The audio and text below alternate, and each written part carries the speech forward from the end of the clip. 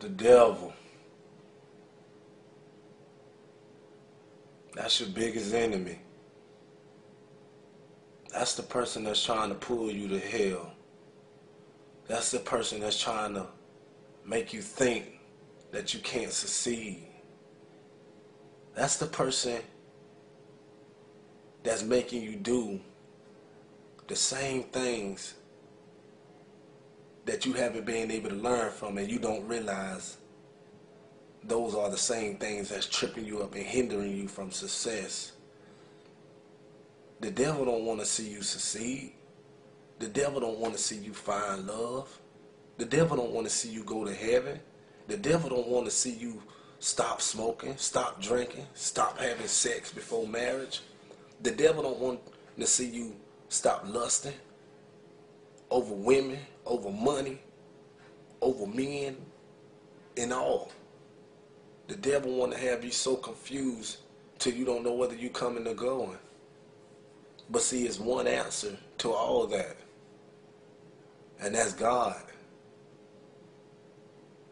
God is that person that when everybody else leave you standing alone, your family members, your friends, he's the only one that's there right beside you. When you away from all your friends and your family members, and you inside that room and you crying by yourself and you crying yourself to sleep every night because you really sad deep down and nobody knows your pain, God is right there watching you. When you sad because you feel like, man, I've been going through so much and I'm still going through it. Bad stuff still happening to me. God is watching all that. When you get discouraged, feeling like, man, I've been doing all this praying, but none of my prayers seem like they're being answered. God is watching everything. So with that being said, don't never feel alone. Don't never feel like God has turned his back on you, because God never left you. He created you for a reason. Just like he created me for a reason. Most people don't know this, but I wasn't supposed to be born. I wasn't supposed to be born at all. My mom lost 2 kids before she had me. You know, a lot of people say, Thomas, you're one of the coolest people I ever met. Well, if God hadn't made me, nobody would have never met me. Nobody would have never seen the great things that God, you know, gave me the ability to do on the track, on the football field, or on the basketball court. But I give all that to God. I'm not going to boast. I'm not going to brag, because that's not something I was born with. That's something I was blessed with. So whatever the little that God blessed you with, be thankful. Because it's better the little that the righteous have than the abundance of plenty of the wicked. At the end of the day, when you see somebody that's don't do the right things, and you feel like, why does he have all this stuff, and why does he have all that, and I should have this, and I should have that, I should be much further. Don't never show contempt to your neighbor. Basically, don't hate on nobody. Who are you to judge somebody and talk about them and talk about what they don't have and how they look and how bummy they look and how broke they is, when we all the same? So what that person ain't got shoes? So what that person ain't got clothes? Everybody ain't got it like that. This is called life. Most people out here trying to look like they got so much money when they really unhappy deep down.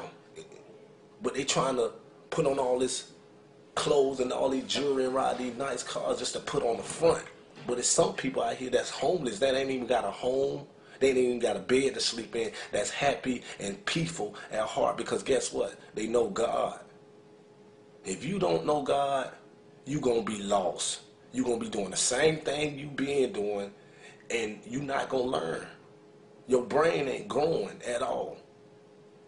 You're just going to be a person getting older, still doing the same childish stuff.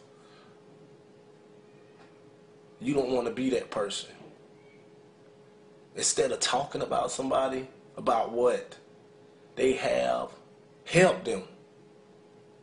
Be that person to step in their life and say, you know what, instead of me talking about you, I'm going to help you. Because at the end of the day, what goes around comes around. You might talk about that same person and pick on them. You might have picked on them in middle school, not knowing that 10 years from now, they're going to have to save your life. They're going to be the one to give you a job. They're going to be the one to give you an opportunity. That same person you picked on might have to end up being your doctor one day. The world, the earth does not only rotate. Karma do too. I'm going to repeat that again. The earth isn't the only thing that rotates. Karma do too. You know, those people that you hurt, God saw all that. Those people that you stole from, God saw all that. Those people that stole from you and hurt you, God saw all of that too. But you got to be willing to forgive. You can't see a person that you don't like and say, oh, I don't like that person. When you see that person, you're supposed to still be able to smile, because if you see a person and you say that you don't like them and they're able to change your mood, they have control over you. They have control over you, because you can't even control your own feelings toward them. So, and for all the people that's having a hard time finding love in the Bible, love is patient. Basically saying, you know, when you start talking to somebody, don't be quick to say, oh, I love this person, just because of what you think you feeling. Because you can think you love somebody, and then when times get hard, that person can leave you, and you can really find out that that person didn't love you and you didn't love them. You got to start being patient. You know, I know what it feels like to be single. I've been single 4 years now. I know what it feels like every night. You feeling lonely. You tired of not having nobody to be able to talk to, cuddle with, make love to, love. But at the end of the day, all this time you using worrying about your relationship and trying to find a relationship with somebody else, that's the time you need to be using to build your relationship with God. And He's going to send you that perfect person. And you won't even have to look no more. Because 9 times out of 10, if you keep running into the same situation every time, you put your heart out there and get hurt, you looking for love in all the wrong places. And that's just the bottom line. I'm going to tell you like this. Things can look so good to you, but be so bad for you. And I'm going to explain that in another way. The devil often comes in the form of an angel to fool you. Because guess what? He was once an angel himself. Lucifer, the angel of music. So don't go off what your eyes see. Go off what your heart feel, because everything that looks good to you isn't for you. It's not. You got to be smarter. You can't put yourself in a situation because you start feeling desperate, like, oh, you just need somebody to love you. You don't need nobody to love you. The only love you really need is God. God love is what's going to save you. A person that's right now, they're not going to save you. Their love for you cannot save you. Their love for you cannot get you into heaven. So you do not have to depend on nobody else to make you feel good but God. You can have the best sex in the world with this person, but if y'all can't connect spiritually, you only getting used for your body. And that's just the bottom line. That's just the bottom line. Now you ain't nothing but another person that's added to the hit list. So I'm gonna wrap this up by saying, walk by faith and not by sight. What you don't see right now,